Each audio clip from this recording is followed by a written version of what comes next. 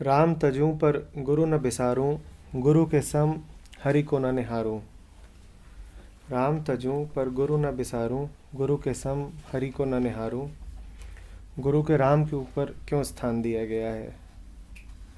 गुरु को स्थान राम के भी ऊपर क्यों दिया गया है? इसलिए दिया गया है क्योंकि राम तुम्हारे लिए बस नाम है। राम तुम्हारे लिए बस नाम है।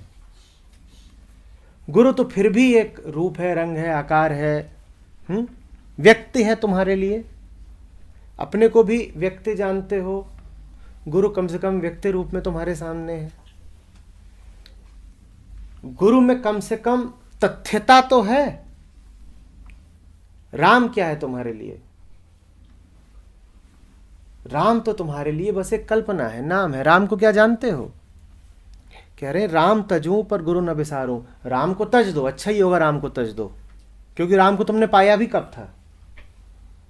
गुरु का तो काम ही यही होता है कि वो तुम्हारी धारणाएं छीन ले।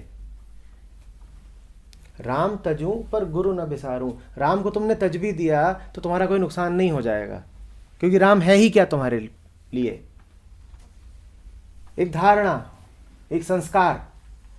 क्या वास्तव में तुमने राम को पाया है? राम को तुमने कभी पाया नहीं था। तो राम को यदि त्याग भी दोगे तो तुम्हारा कोई नुकसान नहीं हो जाएगा, क्योंकि तुमने क्या त्यागा? धारणाएं ही त्यागी अपनी। जो तुम्हारे पास कभी था ही नहीं, उसको तुमने त्याग भी दिया तो क्या त्यागा? कुछ नहीं त्यागा, भला ही होगा तुम्हारा। त्याग दो, अच्छी बात है।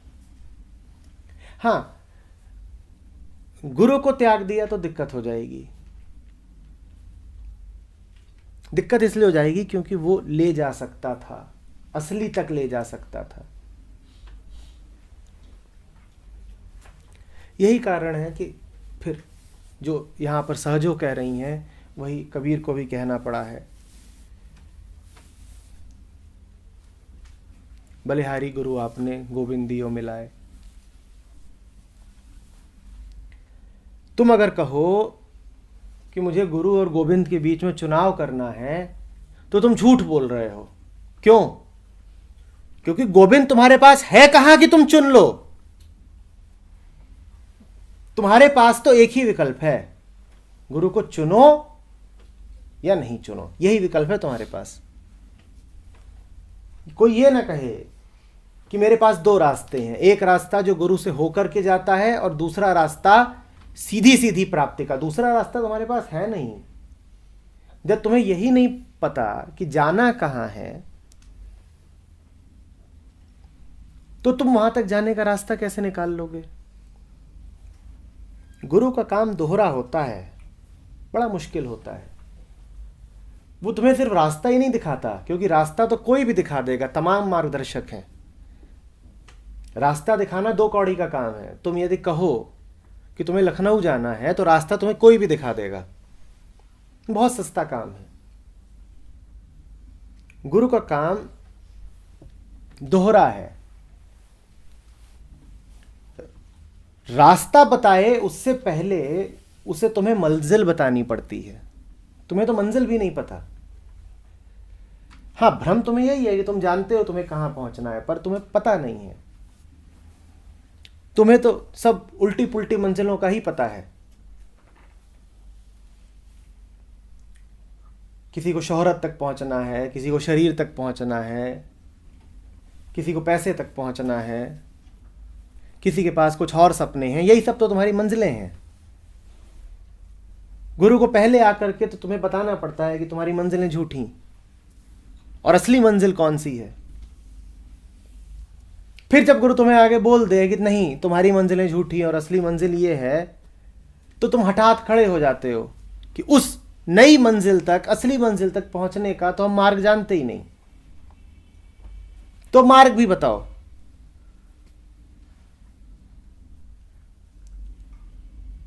समझ में आ रही है बात? इतना ही नहीं है कि रास्ता बता दो, पथ प्रदर्शक तो 1000 मिल जाएंगे।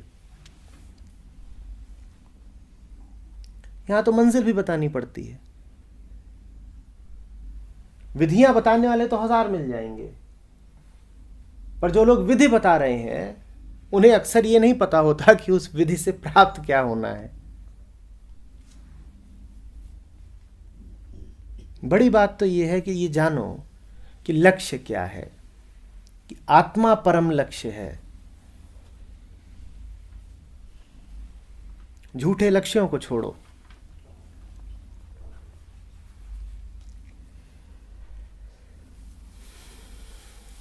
तुम जिस राम को भी लक्ष्य बनाए हो वो झूठा राम है, असली राम को कहां जानते हो। इसीलिए संतों को ये कहने में कोई असुविधा नहीं होती कि राम तजूं पर गुरु न बिसरूं,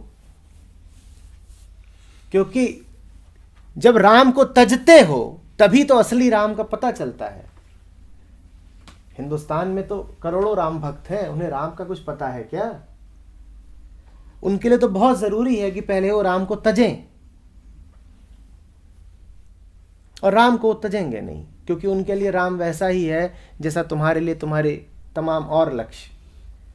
जैसे तुम साधना करते हो कि नया घर मिल जाए और गाड़ी मिल जाए और दुनिया भर के और काम हो जाए, वैसे ही कई और लोग हैं जो साधना करते हैं कि राम की कृपा हो जाए, और वो आंख बंद करते हैं तो एक ही छवि है राम की जो उनके सामने आती है कि एक व्यक्ति है जो कंधे पर धनुष डाल करके अपनी पत्नी को बगल में लेकर के खड़ा हुआ है।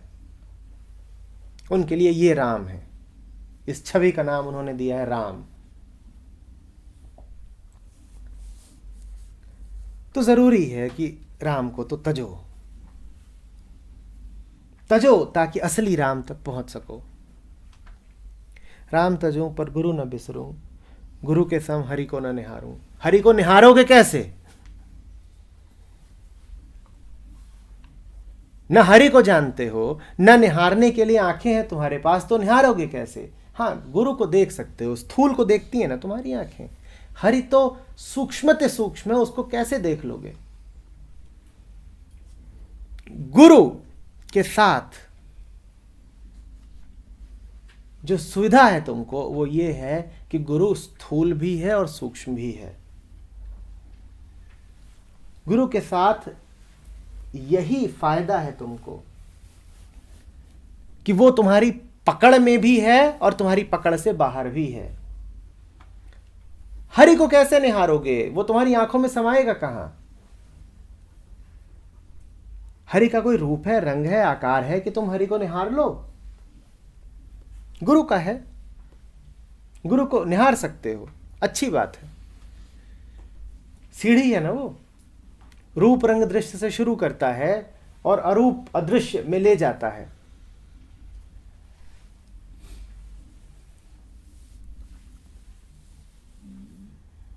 तुम्हारे पास विकल्प है कहां हरि को निहारने का? तो इसीलिए संतों के पास जब भी ये चुनाव आता है कि हरि को चुनूं कि गुरु को चुनूं, वो बेखौफ होकर गुरु को चुन लेते हैं। बात समझ में आ रही है? क्योंकि हरि को चुनेंगे अभी तो क्या चुनेंगे? तुम्हें हरि का पता क्या है कि चुनोगे? तो वो बेखौफ होकर उसको चुन लेते हैं जो हरि तक ले भी जा सकता है। कहते छोड़ो हरि को, दुनिया लगी हुई है हरि के पीछे।